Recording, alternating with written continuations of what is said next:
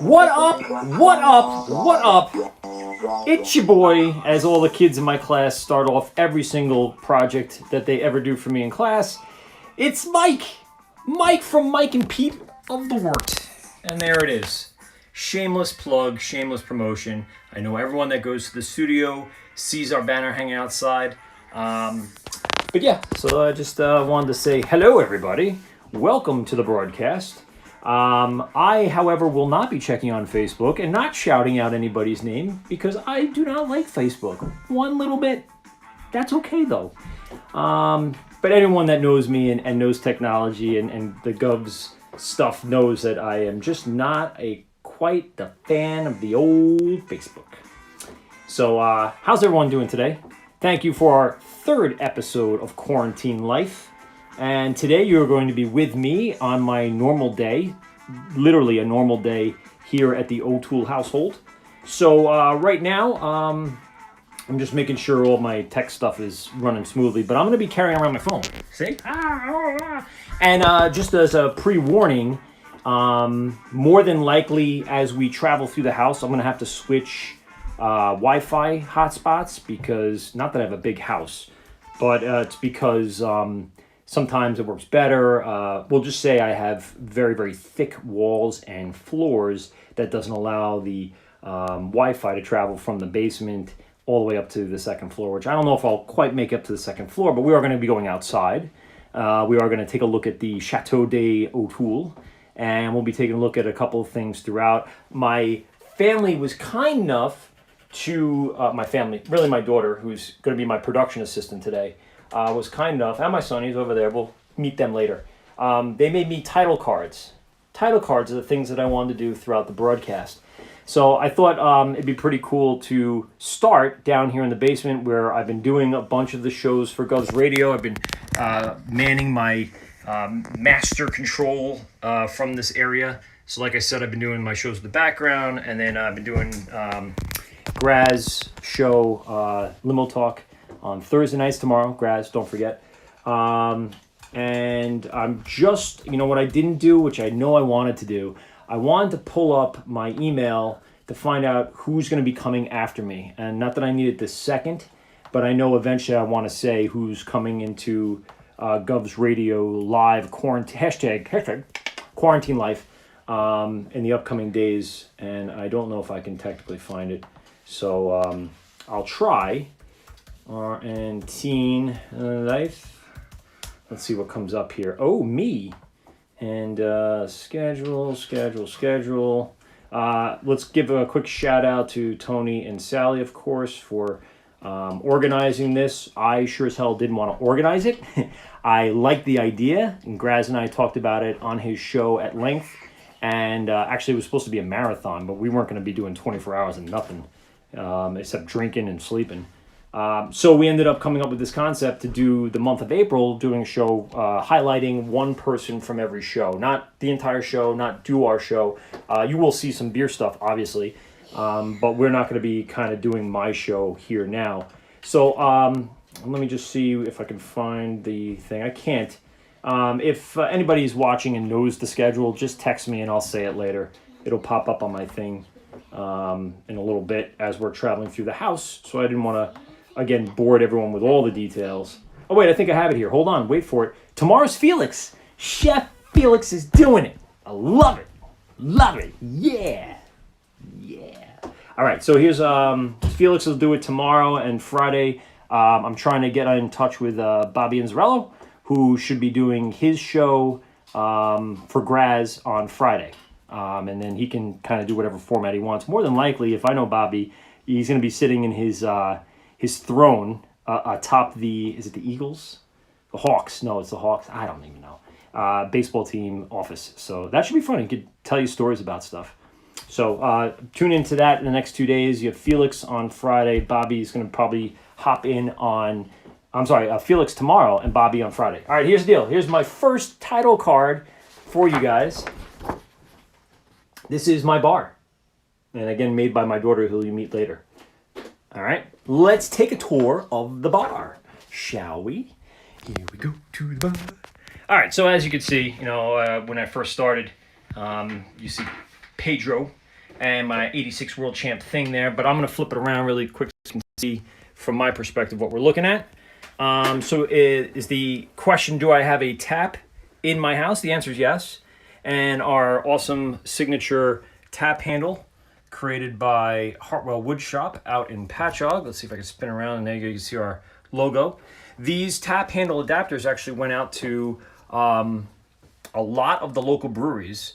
So you might see them on their taps, but because they're a little too big for some of the breweries, they put them on their shelves, or they put it somewhere where people can see that this brewery was a guest on the Work With Mike and Pete on GovsRadio.com. And so we have the GovsRadio logo on there, which is pretty sweet. We have Hartwell's logo on there, and then we have our logo on there.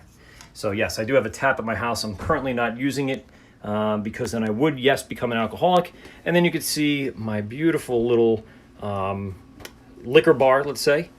And of course, with every liquor bar, you need to have a TV and a cable box and glassware and a wine fridge, and then more glasses and more glasses, stuff I've collected over my 20-year career as a bartender. And we'll get to that story in a little bit. I also have a couple of aged beers going on down there. Anyone that's familiar with beer, and like I said, we're not going to make this whole broadcast about beer, but this is Dogfish's 120 minute. So this starts out with I believe it's a 12% alcohol beer, which is very, very strong.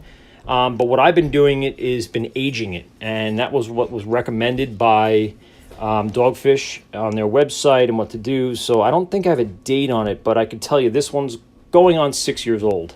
So I did it, aged the first one for a year, aged the second one for 2 years, and now we're up to 4 years. So this will end up being 7 years from when I bought it. And then the next one, which is down here, will then age for yet another 8 years. So we're talking about a 15-year aging process on that one beer. And yes, I will drink it. The answer is yes, I will drink it. I have other Mets memorabilia, so one of the other slides I'm going to show you really quick is my Mets basement. But again, just showing you a bunch of the stuff that's going on here in the basement. My bar, I had built this when I was growing up in Amityville. At my parents' house, they had a bar in their basement.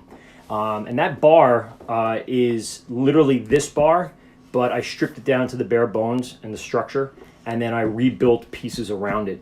So this countertop I built myself, and the structural, support and the shelving I built, but the size and shape, I'm not staying here, so you can go. You leave me alone for a while. I'll tell you when I'm ready. Sorry, my kids, they're very excited to be on camera today. But yeah, I took a lot of the pieces that were in my parents' bar and built them here. And it kind of set me on this path of being a bartender. And like I said to you, I've been a bartender for 20 years. I retired in August of 2019. So yes, it was from 1999? No, that doesn't make much sense. Yeah, it does. 1999, when I was 20 years old.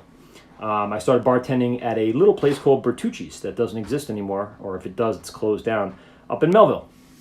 I started off as a waiter when I was about 18 or 19, worked there throughout my college career at Hofstra, and decided to take it to the next level of bartending because they were making more money. They really didn't have to do as much work. Why wouldn't I want to do that? And actually, I got my first opportunity from Bertucci's to bartend.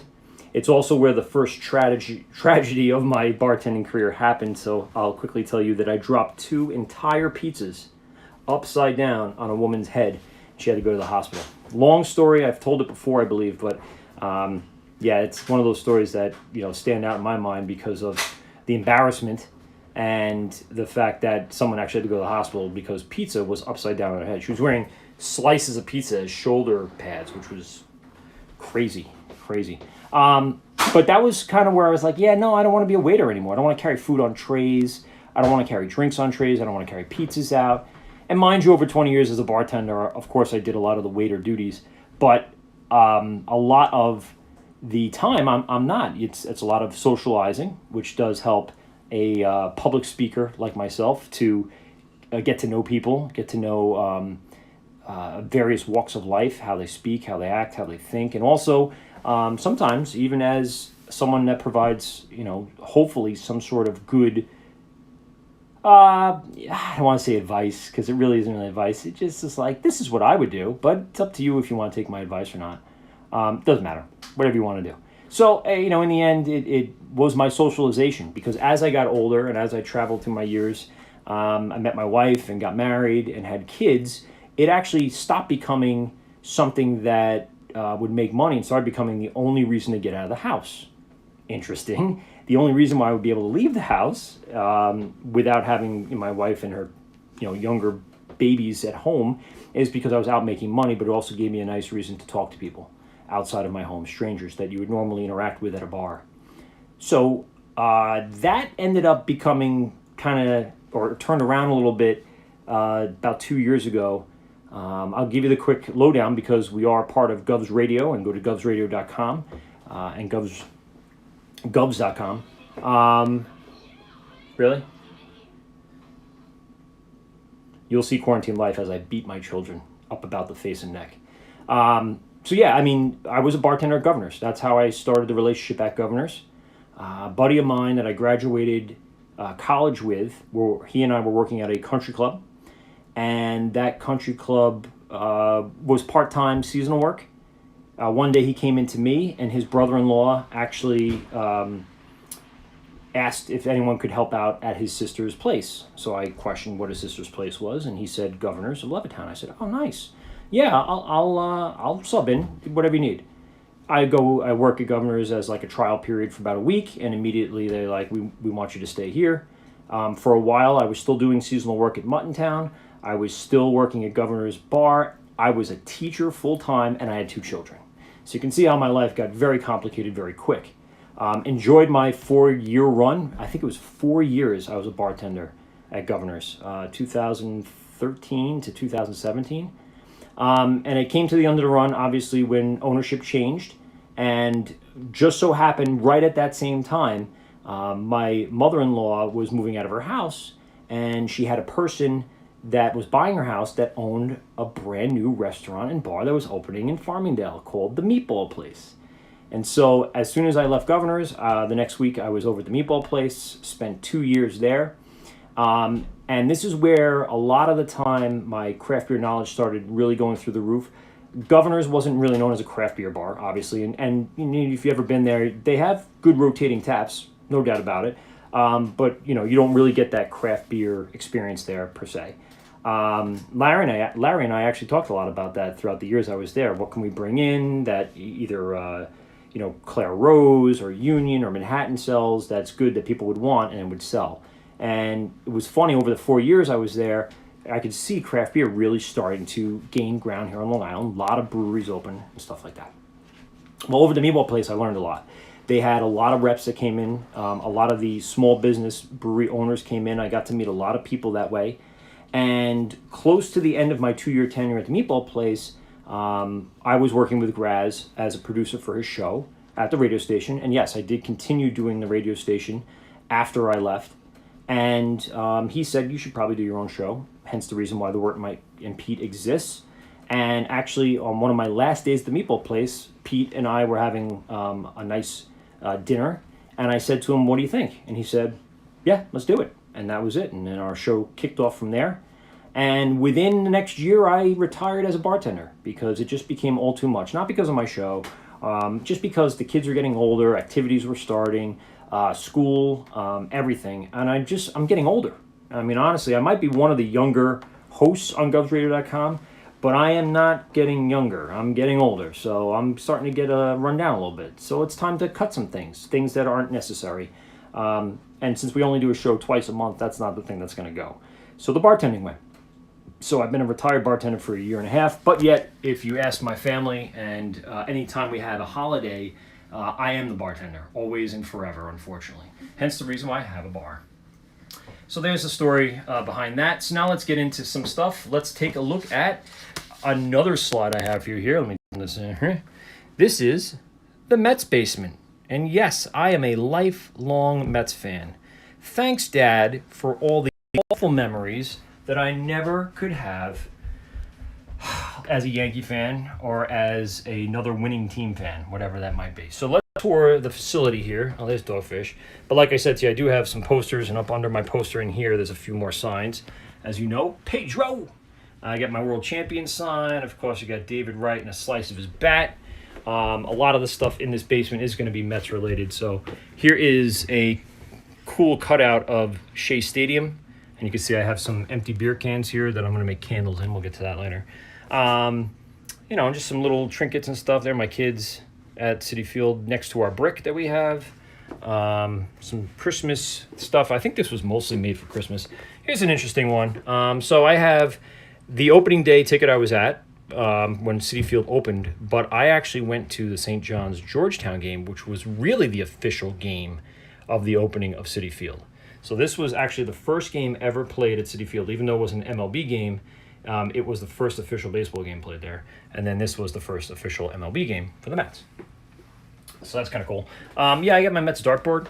Yeah, that's right. And I got, by the way, I built this whole basement. Every wall, every floor. I took years to do before we had children and decided to make a nice little, I don't want to say man cave, it's so cliche, but it is.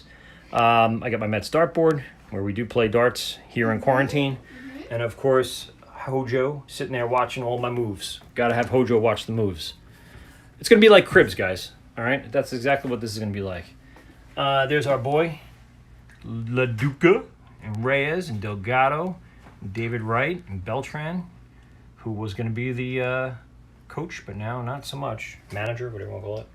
So there's that. I have my baseball lamp. If you can't tell, I love baseball. Outside of the bar, so you can flip this around now. You can see I got my GoPro set up for our shows and everything that's holding everything together. I got keys on the front of the bar. I got the Mets logo there. I got the pennant over here. I got Shea Stadium here. Of course, there's David Wright. And then I have some pictures of my wife and I throughout the years going. This was an early picture of us at Shea Stadium, and then as it progressed, then it turned into Citi Field. And then throughout the years, we started taking pictures together. It looks like I've gotten younger, but I am not. And then there is an early picture of my wife and I with our daughter to her first game. And then I have another one, but we ran out of picture slides, actually, of my son's first game. And, of course, my O'Toole's Neighborhood Pub. And there he is, the debut of Mac and the debut of Isla. Say hello. They can't wait to be on screen, so they're there. Let's travel into more Mets stuff of the basement. And yes, I did build this for me, but obviously it does get taken over by the children quite often. Here it is. There's good old Shea Stadium, a nice full-size poster. And again, big Mets fans. There's one when my son was born. Not at Citi Field, obviously. He's only like a week old. More stuff that we have here. I got some houses, picture of my daughter, a little Citi Field replica, a Shea Stadium replica. And then another, what looks like Christmas things, but we bought them just because to sit in the windowsill here. That's a poster from the World Series that we got. There's my Andy Chavez signed, the famous catch by Andy Chavez, signed by him. I think my sister got that for me. Here's some more pictures. Nice little Mets to Santana, and of course Reyes and Wright. We have Davey and Mr. himself, Willie Randolph. And then, of course, we have Jose Reyes's slide. And then I have, actually, my sister bought me this. This is actually a placard from Jose Reyes's locker. Official game use placard from Jose Reyes. So I stuck that in with the Jose Reyes slide in there. I love that picture. We travel around here. Oh, here's my television, which is just the basement TV that now has, children's stuff on it now all the time? No, it's Game Shakers. Game Shakers, I don't care. So when you come down the stairs, you have, of course, Citi Field Rising. My good friend Phyllis from my job is a photographer, and she took this really cool picture in the last year of Shea Stadium, right, called Shea Goodbye, City Field Rising. And you can see it in the background as it was being built. So she actually took this picture and then made a black and white copy for me and hang that up right at the bottom. So it shows the, the leaving of one and the coming of another. What else we got? Well, this side became kid stuff. Oh, yeah. Who do we got here? Granderson light switch for my boiler. And then here's my Danger Stop Mets Country. Of course, I got my fat head of Curtis. And then I have some other pictures here. This one's a color picture of Citi Field coming up in opening day of the last year of Shea Stadium, which I believe I was at. Here's some 69 Mets. And yes, I do go back and watch some 69 games, especially when they're in replay. My father obviously was a big fan of the Mets in these times. So for me, having people like Nolan Ryan and Tom Seaver be on this wall kind of reminds me of where his roots came from and giving me my perspective on all that. Of course, Daryl. This is the team photo, I think, from 2015, this World Series team. Of course, Johan, 6-1-12 for his no-hitter. That was a big one. A couple of more of these Sports Illustrated. Of course, everyone knows Buckner in the bowl getting by. This is Game 3 of the World Series I went to in 2015. Hung that one up. Great one. Murph, which I probably should take down. I don't really like Murph anymore. Of course, Hojo. One of my wife's favorite Mets is Howard Johnson. Here's another bigger Newsday clipping of 2015 Mets. And then it's not all Mets, believe it or not. I like Duke basketball. I've been a Duke basketball fan for almost 25 years now, maybe even 30 years. I was a coach for a while in Massapequa, and one of the things that I really inspired to be was as good as this man right here in all aspects of everything. This is from 2011, so I had to put that up. And then, of course, Jabari Parker and our buddy, I forget who that is. Who's that? Oh, Nolan Smith. How could I not say Nolan Smith? Of course, John Shire, who sits on the bench with them now. And, of course, Trey, who may or may not be coming back because the season ended so abruptly. He wanted to win a championship. He did, actually. He won in 2015. This is his younger brother wanted to win a championship this year, and they were on track for that, but then the season got cut short. So they did not get to play out the basketball season. His brother might come back, not him. This is not Trey. This is I forget, Tyus Jones. Trey Jones is the guy this year, and of course JJ Redick, my wife's favorite player on everything. She swoons over that. So yeah, I also have a little Duke memorabilia here as well. Love Duke, love Mets, and Giants. I'm a Giants fan. I don't have too much football gear though.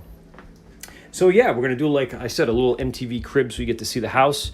Here's the bathroom where things happen, and the kids are just following me around, so it's gonna be annoying. Kids' rooms are here and here. So if you want to rob me, go to their room because they don't have any money. So good for you. No, I do. House is a little bit of a mess, but that's all right. They were just. Can you finish up this like I told you to? I did. No, bro. I told you to finish up cleaning this stuff up. This is one of their chores. Quarantine life, right? The kids now have daily schedules that they have to abide by, so they have to. I'm not going to show the whole schedule, but they have to do stuff, and this is one of the things that we make them do now. But they do get credit, so their credits go up here for their chores as we see fit, and then we do get the money or give them money, and then they can earn toys and stuff that they want. No, it's not. So, like I said, some of the things I like to get. My son's into Ninjago and coloring and reading the books, so this is his kind of area right now. I always use this. Okay, and then a lot of times I'm doing my lessons for school sitting in that seat. We'll get to the outside in a little bit. Yep. So yeah, I mean, we kept the upstairs pretty neutral, hence the reason why it's throw up in your mouth Mets downstairs. Hit you over the head with the Mets downstairs. Got a new TV a couple months ago, so that's pretty cool. I forgot my title cards, Dad. Can you go downstairs and get the title cards? Because we got other things. Yeah.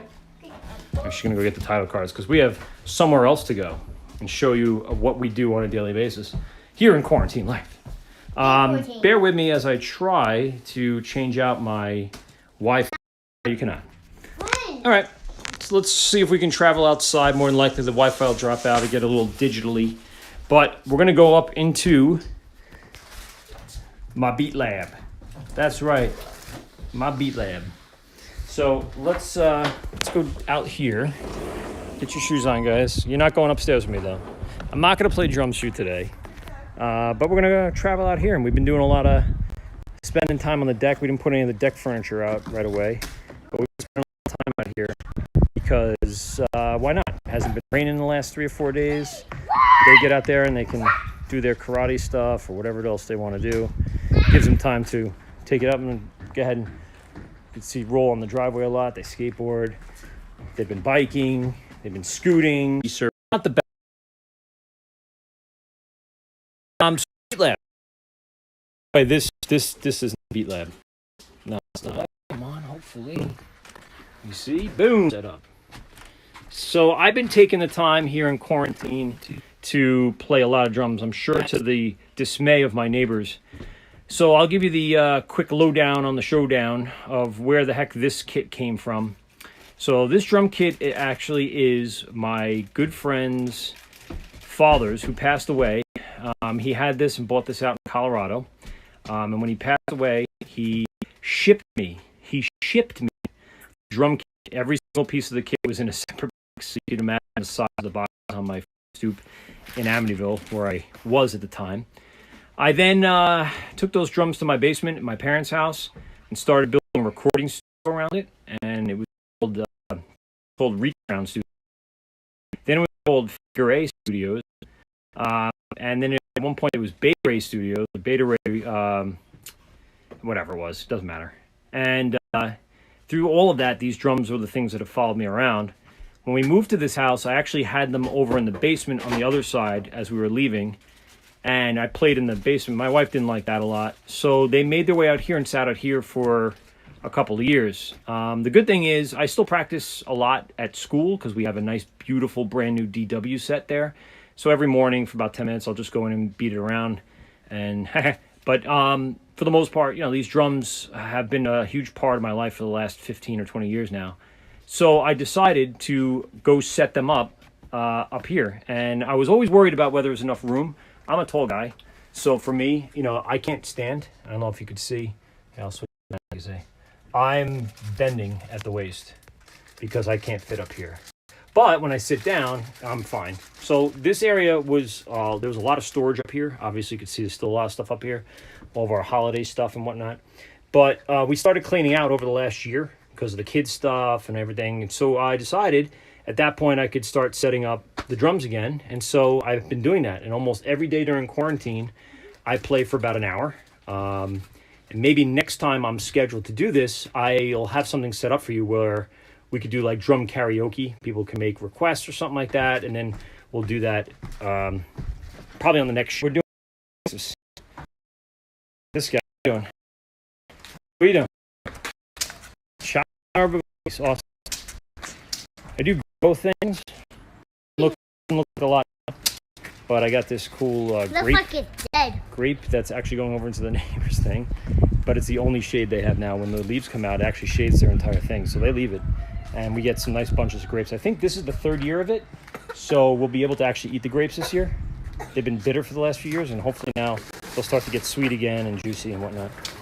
And there she goes. She's going to go skate. And he's going to go chop down some more trees. And then I'm going to take you inside. Back to our spot. And then hopefully we can get our Wi-Fi back. And hopefully everything looks good.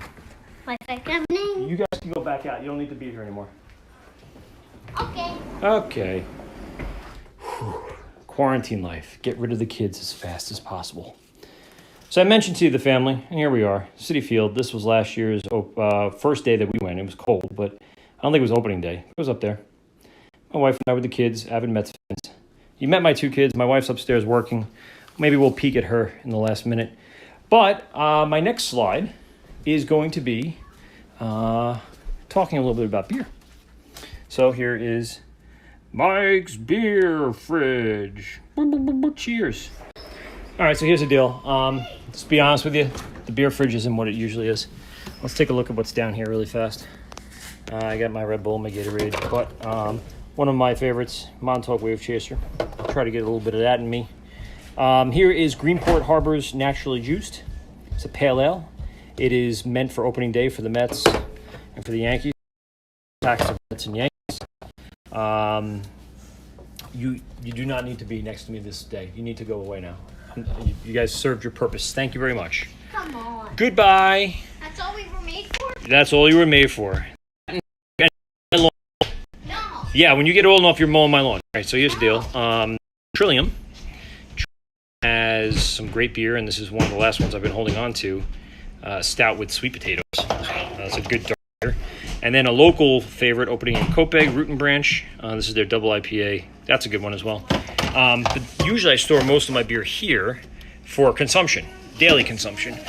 But where it comes from and what you probably are used to is me having a butt ton of beer, which I do not have right now in quarantine. I'm living week to week, maybe even like a couple of days to a couple of days. The beer here is very, very thin. It's usually at least quite what it should be right now. But I do have my Montauk Wave Chaser backed up, which I always do. And what's that peeking down there? I don't drink Miller Lite. We bought it right before quarantine for a party we were going to have. That and whatever the hell this crap is had to go into the fridge until further notice. So if anyone knows our show, Steve Pominski from Barrage Brewing, now closed Barrage Brewing, is one of our co-hosts now. And what I did on the week of his closing is I ran around Long Island and tried to buy as many of the cans that he had distributed left. So I found this really cool one, Crazy Stupid Fine. That one's a great one. Love it. Nerd Girl, fun one. Again, Barrage. But one of the ones that really turned me on to his style of brewing was a hoppy Pilsner. No one does that. What he was really known for was his really crazy dark beers. So his Salt and Fudgery, which is a salted caramel fudge porter. Lions, Tigers, Bears was a hazy IPA, which was delicious. But then the one everyone knows is Yada Yada Yada. This was a hard find. This was his chocolate caramel peanut brown. Delicious stuff. And then he had another hazy called Try and Try. He told me he had a couple others. I was trying to collect as many as I could. I think there's probably 8 in all. I have Fluxinator somewhere. I left it out. That was a coffee stout, I believe. But that's all that's in my beer fridge right now. I am down to maybe 12 pack of beer, which is very, very different than what I'm used to. Here in quarantine life, we do not keep that level of beer on hand anymore. That's one of the unfortunate parts of being quarantined. I just don't have the time.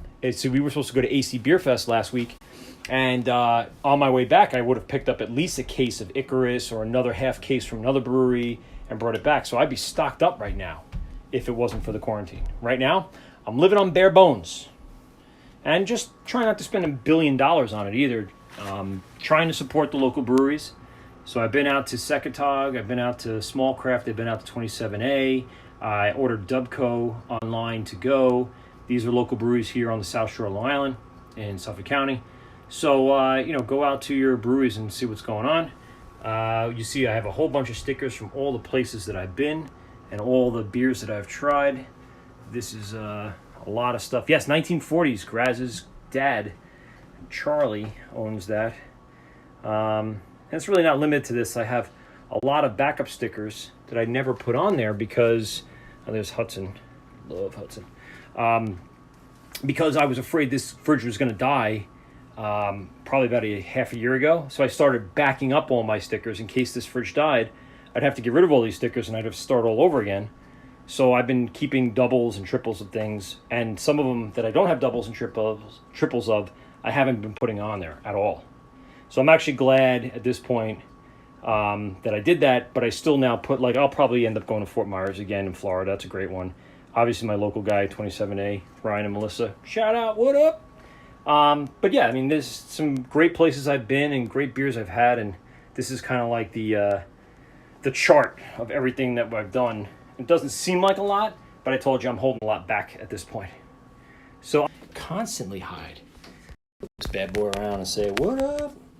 So that's kind of, the house, my MTV Cribs type of look on what's going on in and around. Daily life is, not as tough as some other people have it. But, the stir-crazy cabin fever stuff is very difficult to deal with.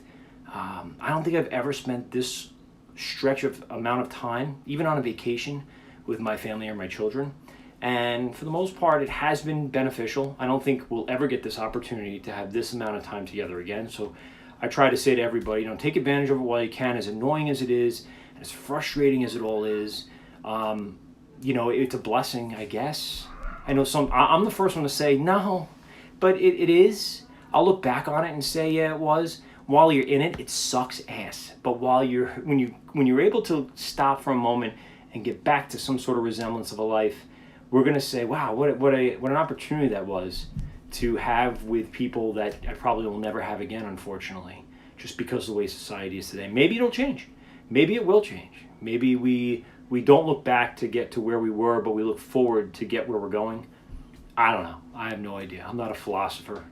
I just know things work and things don't, and the things that don't, I want to work again, better start working again soon, or I'm going to lose my mind, my fucking mind. But that's what beer's for, right? And that was a little look into quarantine life here in the O'Toole household. I did promise again on the next one that I have towards the end of the month, with all my audio gear and everything, my microphones. There it is. Hi! With my microphones and everything, I should be able to figure out a way to do like karaoke drum hour. We'll figure that out. I'll make an announcement, or we'll do something on GovsRadio, or I'll talk about it. But it should be fun. That'll be a good time. And I have guitars upstairs too. Like I said, my wife's in the office, so I don't want to bother her. She'll just look at me and go, "What are you doing? You're being an idiot. You're a fucking idiot." I get it. I understand. I am. It's true.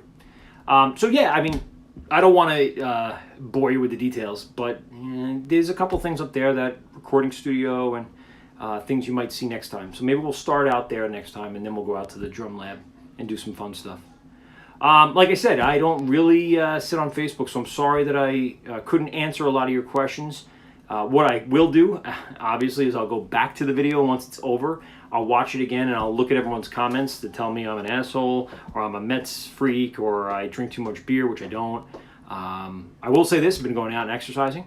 I am in my May body in April. Ooh. And you might be saying, you're skinny, tall, fuck. I got it, I know. But my beer belly from November to February is out of control sometimes. I'm talking about 10 pounds of beer belly. So I had to get rid of that. And I've pretty much done that. Sports, outdoor activities, anything you can do to put your mind in a different place for even a short amount of time is awesome. My wife and I have been alternating walking alone. And I feel for the people who are alone and don't have the choice to be alone. But for me, I need alone. I kept saying and making a joke before all this got really serious. I would love a 2-week quarantine by myself. Are you fucking kidding me? Love that shit. Been thinking about it. No, I wouldn't. I would not love it. And I probably wouldn't give it up again. So thanks everybody for tuning in. I'd say this is the word where might compete, but no, it's not. This is #QuarantineLife. As I mentioned, go to GovsRadio.com, check out the schedule, check out the upcoming shows. What's today? Wednesday, so I think Threes is on tonight, Punk Rap is on tonight. I'm the one that schedules it all, so I really should know. Tomorrow, Quarantine Life with Felix, of course, Knock 'em Dead Comedy in the morning. And at night, Limo Talk with Graz. Tune in. I'll be here at the Command Center, popping everyone in and out throughout the night, so check them all out. Thanks again for everyone joining me and getting a little into my home and my isolationism and my quarantine life. We'll talk to you guys soon. Later.